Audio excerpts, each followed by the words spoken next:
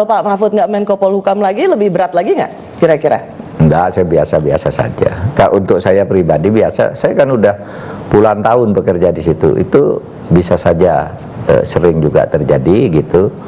Tetapi mungkin tingkat brutalitasnya yang agak berbeda ya.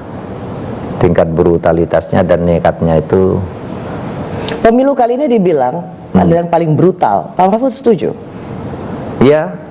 Kalau dibandingkan dengan selama reformasi ya. Reformasi kan 99 bagus, 2004 bagus, 2009 oke gitu kan.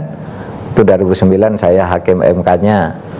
Itu Pak SBY presiden tuh. Sama sekali tidak ada hubungan dengan saya untuk bicara perkara. Dan saya tidak mau, dan dia tahu gitu.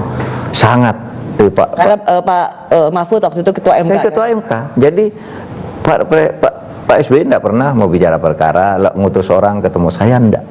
Pada waktu itu 2009 itu bahkan kalau ada masalah segera diselesaikan oleh Pak SBY.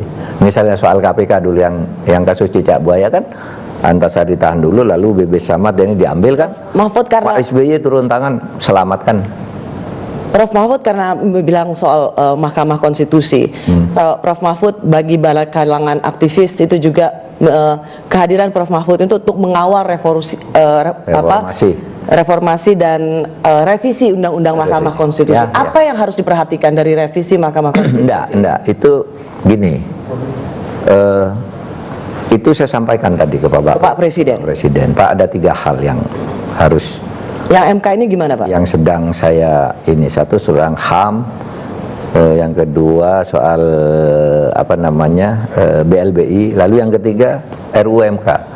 RUU-MK itu saya bilang saya tolak untuk dilanjutkan pembahasannya. Karena pertama, itu RUU tadinya tidak masuk prolegnas. Tiba-tiba muncul sudah dalam bentuk usul jadi. Kami suruh buat DIM. Hanya beberapa pasal sih yang diubah. Nah, kita sudah buat DIM yang tidak merugikan semua orang, tapi di DPR mau merugikan semua orang yang kecenderungannya. Ini kalau pasal ini terjadi orang seperti ini langsung di kick off.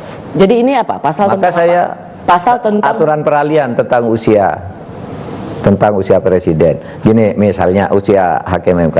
Hakim MK yang sudah menjabat lebih dari 1 kali dan umurnya belum mencapai 65 tahun misalnya, maka hakimnya harus dikembalikan ke lembaga pengusulnya untuk diusulkan kembali. Jadi pasal ini bisa digunakan nyekat orang, dan dengan pasal itu 3 orang langsung bisa disikat. Pasal di ISRA.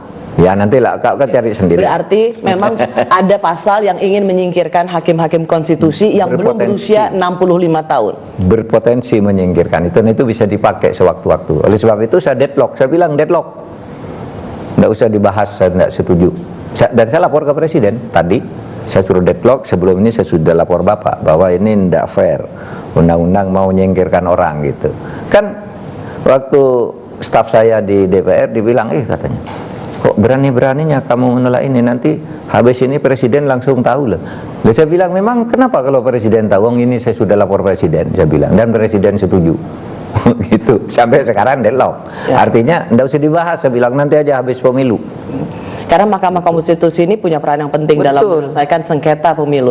Jadi kecuali diteruskan menurut rumusan saya. Yang diurusan oleh pemerintah ini. Kalau ini semuanya selamat. Tidak perlu ada batas usia. Tidak. Ada batas, tapi aturan peralihannya itu, aturan peralihannya yang sudah terlanjur ini tetap dong diberi kesempatan. Jangan ini bukan harus dikembalikan dulu, apakah mau diangkat kembali apa tidak. Kan tidak benar cara begitu. Jadi yang fair sudah jelas ingin menyingkirkan orang itu rasanya. Jadi revisi MK ini punya potensi menyingkirkan hakim-hakim konstitusi. Ya, makanya saya deadlockkan. Dan kenapa saya tadi sempat menyebut nama hakim-hakim konstitusi yang sudah banyak dikenal oleh masyarakat adalah hakim yang memiliki integritas yang baik. Jadi lucu juga nanti MK ini ya, kemarin memutuskan batas usia minimal, nanti supaya bisa memasukkan calon kontestan tertentu. Sekarang untuk MK bisa melenyapkan orang dengan batas usia tertentu. Bisa, dan itu tidak ada di prolegnas tadinya, karena undang-undang MK itu sudah dirubah berapa tahun 2020. Sekarang tiba-tiba diubah lagi tanpa pembicaraan lebih dulu. Apa itu boleh? Ya boleh kalau itu keputusan balik. Tapi kenapa memutuskan itu untuk merevisi tiba-tiba? gitu. Apa dugaan Prof? Yaitu mau memasukkan untuk mengganti orang. Ya. Kalau dugaan ya, oleh sebab itu saya beri pasal ini aja nih, begini kalimatnya. Mereka nolak, ya sudah deadlock saya bilang. Pemerintah jangan teruskan ini. Kan pemerintah sering menolak undang-undang tentang kepulauan ya, daerah kepulauan gitu. Di deadlock di pemerintah, meskipun DPR dan DPD Indonesia deadlock di pemerintah karena pemerintah menganggap ini tidak bagus. Gitu. Misalnya. Jadi bisa kita mendeadlockkan. Oke. Tapi ketika Pak Prof Mahfud sudah tidak menjadi Menko Polhukam, Nah, di luar tanggung jawab saya. Oke. Ya. Saya tidak lagi berdosa di mata Allah untuk membela kebenaran kalau saya sudah tidak di posisi itu. kami kembali sesaat lagi.